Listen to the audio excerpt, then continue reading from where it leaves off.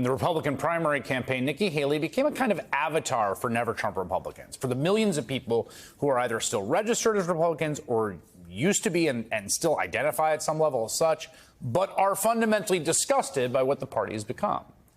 And it seemed clear that Haley would just end up where almost every professional Republican politician ends up, which is ultimately just rolling over. And yesterday, she made it official. I'll be voting for the guy I told you was unstable and unhinged. I will be voting for Trump. Having said that, I stand by what I said in my suspension speech. Trump would be smart to reach out to the millions of people who voted for me and continue to support me. He would be smart. That's good advice. I'm glad you're giving him advice. One of the last people who had represented some sort of internal party resistance to the monstrous authoritarian vision of MAGA, and Donald Trump is now endorsing him. So there's that. George Conway was once a Republican. He's an attorney and a contributing writer at The Atlantic, and he joins me now. I think the odds of this moment happening were close to 100%.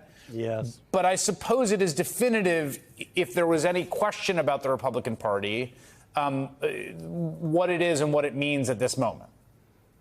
It's a cult. I mean, that's the only way you can describe it. And everyone has, it consists of basically two groups of people, mostly.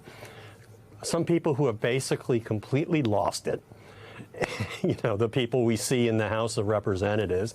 And then there are people who are basically afraid to call out that so many people have lost it, including, that's basically what just happened here with Nikki Haley. And the person who has really lost it the most is Donald Trump. I mean, he's the crazy one, and everybody is getting more crazy than he is. And as Nikki Haley pointed out when she was telling the truth for a couple of weeks in the spring, I mean, he's mentally unstable and he's getting worse. And we can see it every day in the courthouse.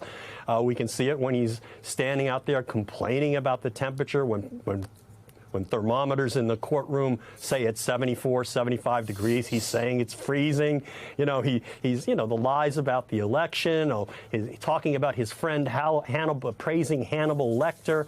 I mean, this guy, he is cuckoo for Cocoa Puffs, and he's getting, as Nikki Haley rightly pointed out, he's getting worse.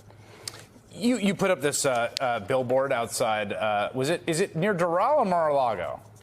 It is near Mar-a-Lago. It is a couple of exits south of where if you, for example, were at Mar-a-Lago and you happen to want to play golf at the Doral Resort, right, you go onto I-95, you drive south, and like one or two exits on the right, you will see this sign, either on the way up or on the way back or both.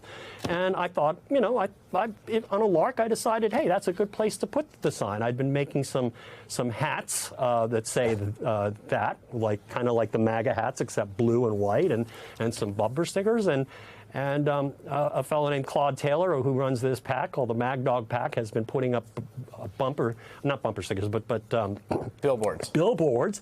And, he texted me just, I think maybe yesterday or the day before, we had a few text exchanges, say, hey, I'd like, whoa, how much would it cost to put one of these up? And I thought about putting it up at the Holland Tunnel or the Lincoln Tunnel, but it turns out he's not going to Bedminster this summer, some reporters told me, because he's, the campaign's going to be run out of an office near West Palm Beach right. Airport. So this was the perfect location, and I hope he sees it, and I hope it amuses him as much as it amuses me.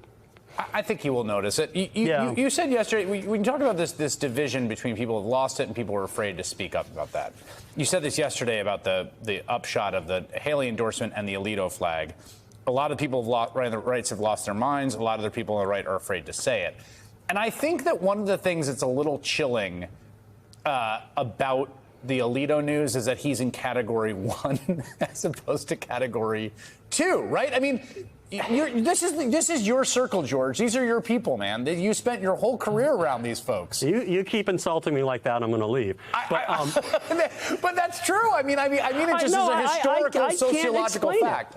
I can't explain it. I mean, I think there has been this steady deterioration in the sort of the psychological health of a good many people on the right. I mean, why would you? I mean, I'm not. Why would you do it? That's, talking about. Why would you do this? Can we talk about this? This is the thing that I find so. Why would you do this? I find it so fascinating. Like, I can imagine. Can you imagine? Imagine, George. Imagine yourself. Okay, 10 years ago, and you're talking to a young, up-and-coming 45-year-old, 42-year-old, like Federalist Society, really bright Supreme Court clerk, highly pedigreed district court judge, and they're like, I'm going to fly this flag over my house.